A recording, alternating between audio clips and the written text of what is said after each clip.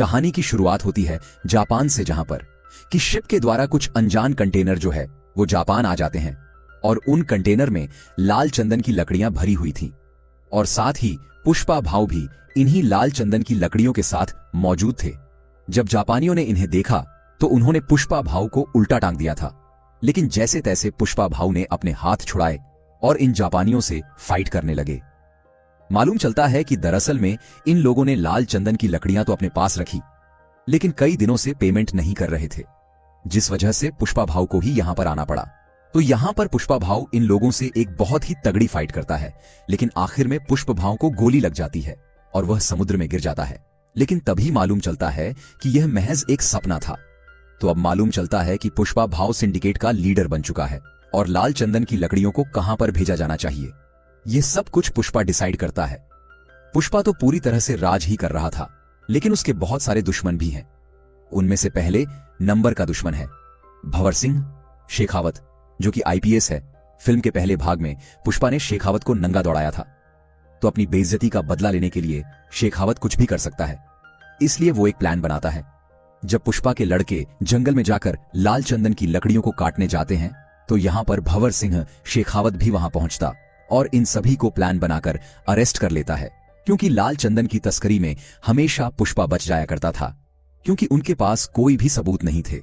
शेखावत इन मजदूरों को बुरी तरह से मारता है और इन सभी 230 मजदूरों को जेल में डाल देता है, जिसके बाद एंट्री होती है पुष्पा भाव की, जो कि पुलिस स्टेशन पहुंचते हैं। लेकिन वहां पर शेखावत मौजूद नहीं था, लेकिन कुछ इंस्पेक्टर मौजूद थे। यहां पर पुष्पा भाव सारे मजदूरों को लेने के लिए नहीं आए थे, बल्कि सिर्फ और सिर्फ सीनू को लेने के लिए आए थे, क्योंकि आज उसकी शादी है। जब पुष्पा यहां से सीनू को ले जाने लगा तो उसने देखा कि सीनू के ऊपर बहुत सारे चोट के निशान हैं। जब उसने अपने सारे मजदूरों को देखा तो उसका दिमाग खराब हो गया, क्योंकि पुष्पा के सारे मजदूरों को सखावत ने बुरी तरह से मारा पीटा था। यह देखकर पुष्पा भाव पुलिस इंस्पेक्टर से कहता है कि इन लोगों पर शेखावत सर ने हाथ उठाया है, इसका मतलब कि आपने पुष्पा के ऊपर हाथ उठाया है, इसलिए वो यहां से इन सभी को लेकर जा रहा है। यह देखकर इंस्पेक्टर और बाकी पुलिस वाले कहते हैं कि अगर आप इन सभी लोगों को लेकर चले जाएंगे तो हमारी नौकरी भी चली जाएगी।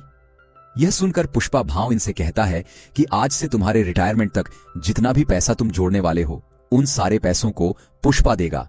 मतलब कि आज तुम्हारा रिटायरमेंट हो रहा है, पुष्पा उन सभी का रिटायरमेंट कर देता है। और जब शेखावत पुलिस स्टेशन पहुंचा तो वहां पर कोई भी मौजूद नहीं था। वो समझ गया था कि सभी को पुष्पा भाव ने खरीद लिया है।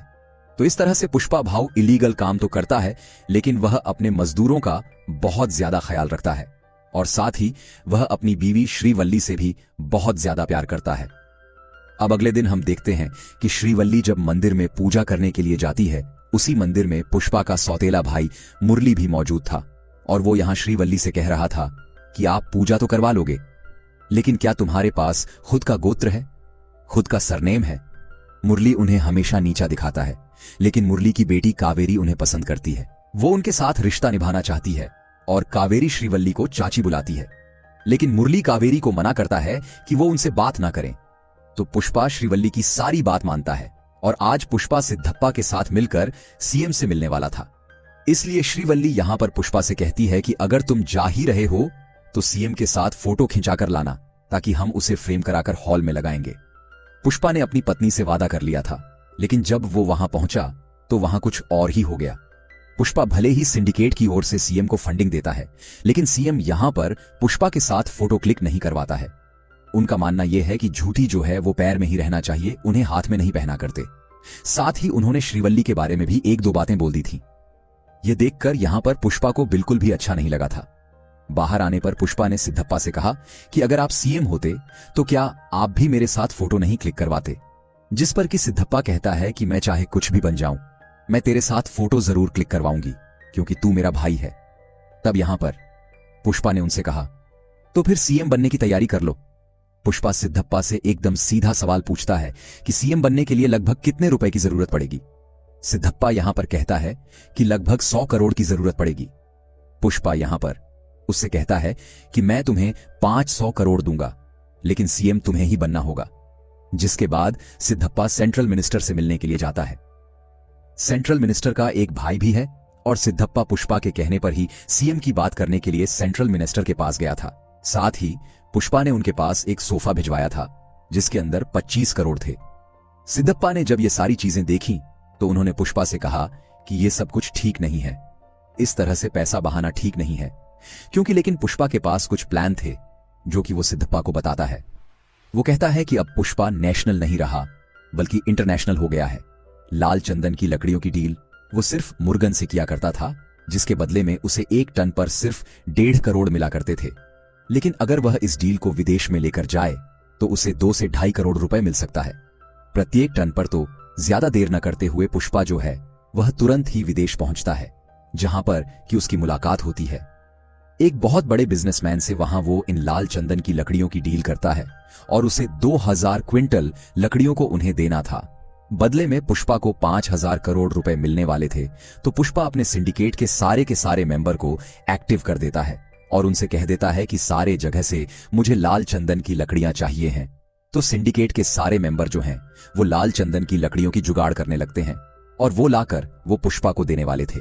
लेकिन तभी एंट्री होती है मंगल चीनू और उसकी वाइफ की। इन लोगों को मालूम चल जाता है कि पुष्पा जल्द ही 2000 क्विंटल लाल चंदन की लकड़ियों को बाहर भिजवाने वाला है। वो यह बात शेखावत से जाकर कहते हैं ताकि शेखावत उन्हें जब्त कर ले। साथ ही मंगल चीनू और उसकी वाइफ शेखावत से यह भी कहते हैं कि वो सिंडिकेट के मेंबरों को डराए धमकाए ताकि सारे सिंडिकेट के मेंबर डर जाएं और वो यह काम ना करें। बात कुछ ऐसी है कि मंगल चीनू खुद ही सिंडिकेट का प्रेसिडेंट बनना चाहता है। तो भंवर सिंह को जब यह बात मालूम चली तो उसने सारे चेकपोस्ट पर नाकाबंदी करवा दी।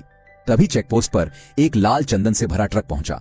शेखावत वहां पहुंचा और इस बार उसने बिल्कुल भी रहम नहीं की और उस सारे के सारे ट्रक को उसने जला दिया था। साथ ही सिंडिकेट का मेंबर जब यहां पर पहुंचा तो यहां पर भंवर सिंह ने उसे मौत के घाट उतार दिया था, जबकि मंगल चीनू चाह रहा था कि बस बो से डराए धमकाया। लेकिन भंवर सिंह कहता है कि उसका डराने का अंदाज थोड़ा अलग है। अगर मैंने इसे मार दिया है तो सिंडिकेट के बाकी मेंबर भी स्मगलिंग करने से डर जाएंगे। तो जो सिंडिकेट का मेंबर मारा गया है उसकी श्रद्धांजलि पर सभी लोग पहुंचे, सिर्फ और सिर्फ पुष्पा को छोड़कर। लेकिन तभी मंगल चीनू और यहीं के कुछ लोग जो हैं वो सिद्धप्पा से कहने लगते हैं कि अगर पुष्पा और भंवर सिंह के बीच में दोस्ती नहीं हुई तो वो ऐसे ही लोगों को मारता रहेगा और अगर ऐसा ही चलता रहेगा तो फिर पुष्पा को प्रेसिडेंट से हटा देना चाहिए। लेकिन सिद्धप्पा यह होने नहीं दे सकता, इसलिए सिद्धप्पा तुरंत ही भंवर सिंह के पास पहुंच जाता है और वो उसे कुछ रिश्वत वगैरह देने की कोशिश करता है। वो उसे लगभग 10 करोड़ रुपए दे रहा था, लेकिन भंवर सिंह नहीं मानता है।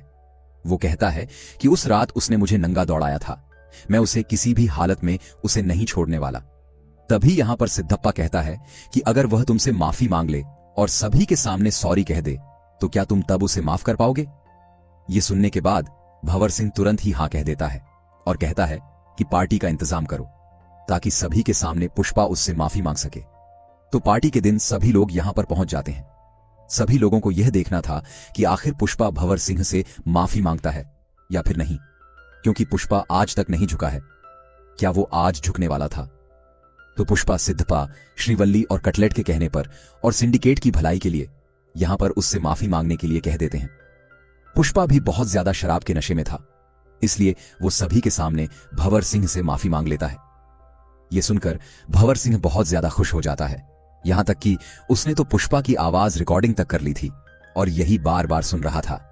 लेकिन जब पुष्पा घर वापस जा रहा था तब उसे बहुत ही ज्यादा अजीब लगा और पार्टी के सारे लोग शॉक्ड थे कि आखिर पुष्पा ने सॉरी कैसे बोल दिया। पुष्पा को इतना ज्यादा बुरा लगा था कि वो तो आईने में अपनी शक्ल भी नहीं देख पा रहा था। उसे इतना तेज गुस्सा आता है कि वह सभी को सड़क पर ही छोड़ देता है और कार को वापस घुमाकर उसी पार्टी में वापस पहुंच जाता है। जब भंवर सिंह यहां से जाने वाला था तब पुष्पा यहां पर भंवर सिंह की कार को टक्कर मारता है, तो भंवर सिंह स्विमिंग पूल में जाकर गिरता है।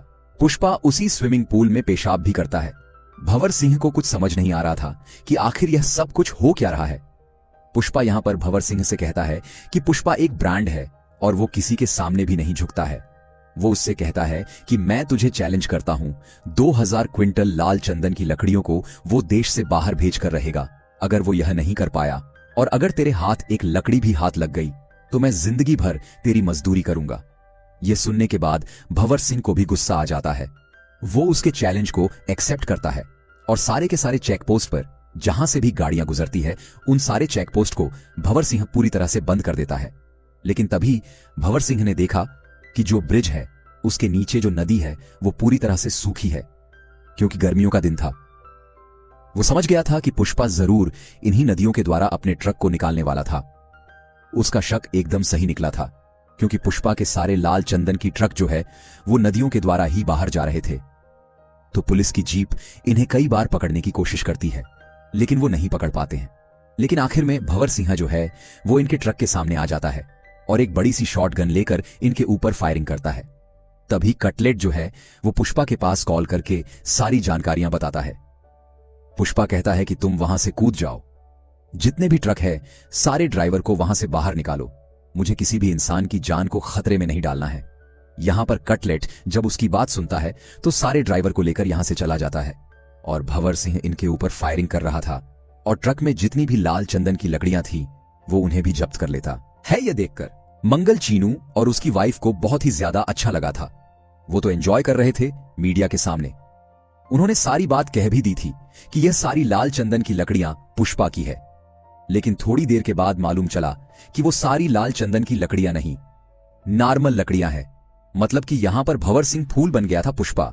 यहां उससे कहता है कि पुष्पा नाम सुन के फ्लावर समझे, क्या फ्लावर नहीं है मैं, बल्कि वाइल्ड फायर है।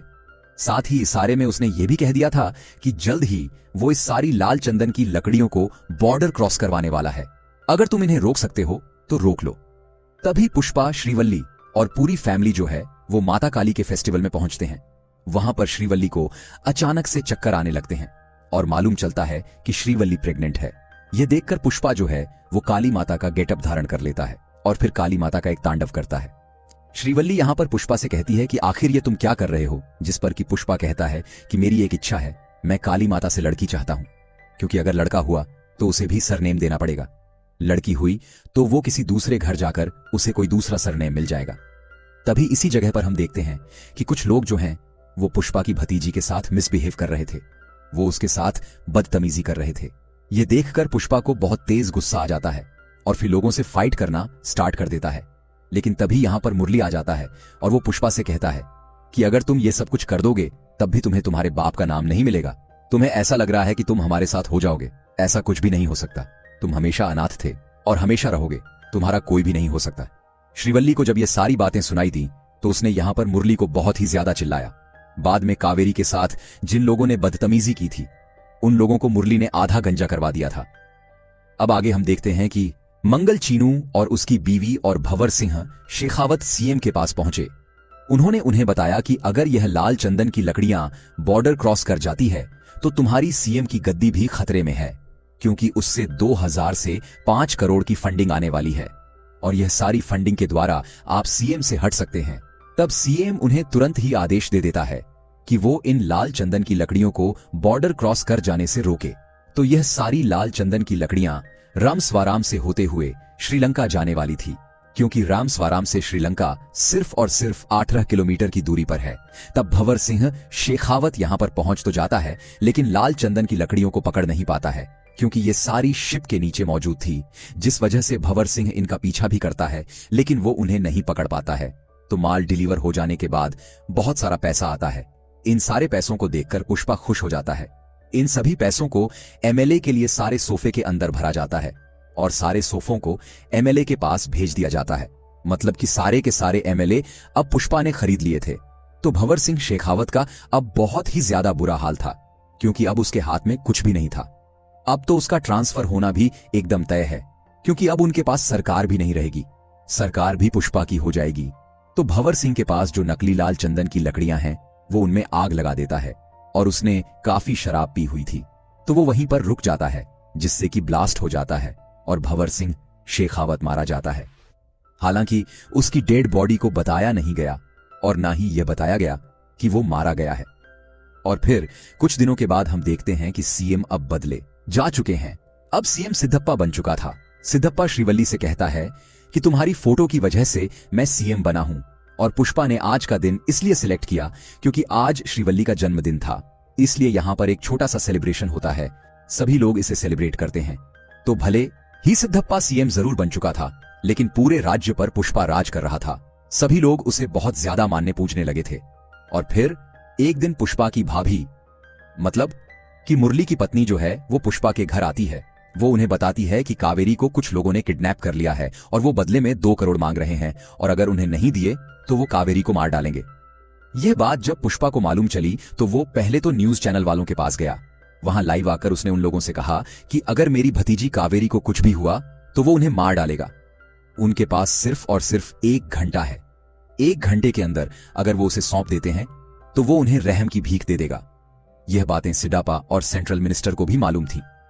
लेकिन यहां पर एक बात मालूम चलती है, जिन लोगों ने उसे किडनैप किया है वो कोई और नहीं बल्कि सेंट्रल मिनिस्टर का भाई का बेटा होता है। मतलब कि सेंट्रल मिनिस्टर का भतीजा। इसीलिए यहां सेंट्रल मिनिस्टर सिद्धप्पा से पुष्पा के पास कॉल करवाता है।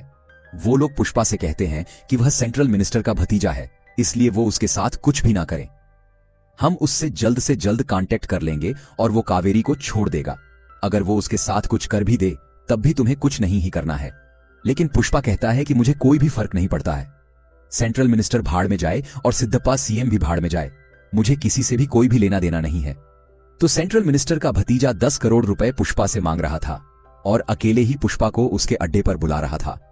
पुष्पा मान जाता है और हेलीकॉप्टर से वो वहां पहुंच भी जाता है। यहां पर पहुंचकर सबसे पहले तो वो गन से फायर करता है, लेकिन बाद में मिनिस्टर का भतीजा पुष्पा से कहता है कि तेरी भतीजे के ऊपर भी गन पॉइंट है, इसलिए तुझे थोड़ा ठंडा रहना पड़ेगा। तो यहां पुष्पा उन्हें गन दे देता है और बाद में ये लोग पुष्पा को बुरी तरह से मारने लगते हैं। इन्हें बहुत अच्छे से मालूम है कि पुष्पा के हाथ बंधे रहने के बावजूद यह कमाल कर सकता है और सभी को बुरी तरह से मार भी सकता है। इसलिए इस बार वो बिल्कुल भी रिस्क नहीं लेते हैं। इस बार वो उसके हाथ बांधते हैं, पैर भी बांधते हैं और फिर वो लोग कावेरी की इज्जत पर हाथ भी डालने लगते हैं। यह देखकर पुष्पा को बहुत ही तेज गुस्सा आता है और फिर वो उड़ उड़कर इन्हें मुंह से काट काट कर बुरी तरह से मार डालने लगता है। तो मिनिस्टर का भाई भी वहां पहुंच चुका था, तो पुष्पा ने मिनिस्टर के भाई समेत भतीजे को भी मार डाला था। यह सारी बातें जब मिनिस्टर को मालूम चली तो वो तो पूरी तरह से पागल हो चुका था। अब अगले सीन में हम देखते हैं कि पुष्पा जब अपने घर होता है तब उसके घर पर मुरली आता है। मुरली को अपनी गलती का एहसास हो गया था, इसलिए वो पुष्पा और पूरी फैमिली से माफी मांगने के लिए आया था। वो कहता है कि मुझे बहुत अच्छे से मालूम चल गया है कि आप ही मेरी फैमिली हो। मैं सिर्फ यहां पर कावेरी का कार्ड देने के लिए आया हूं क्योंकि उसकी शादी होने वाली है और कावेरी ने मुझसे कहा है कि अगर पुष्पा भाऊ इस शादी में नहीं आते हैं तो मैं मंडप में नहीं बैठने वाली। तब श्रीवल्ली यहां पर पुष्पा को बताती है कि सारे कार्ड पर मां का नाम है और साथ ही तुम्हारा नाम भी है। यह देखकर पुष्पा बहुत ज्यादा इमोशनल हो जाता है और पूरी फैमिली समेत वो कावेरी की शादी में पहुंचते हैं।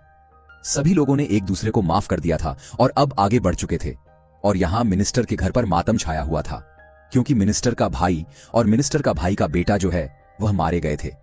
यहां पर एक आदमी आता है जिसके हाथ में पार्सल था। जैसे ही वो मिनिस्टर के पास उसे लेकर आता है, अचानक से उसे एक आदमी पहाड़ी पर से ब्लास्ट कर देता है और यहीं पर यह फिल्म खत्म हो जाती है।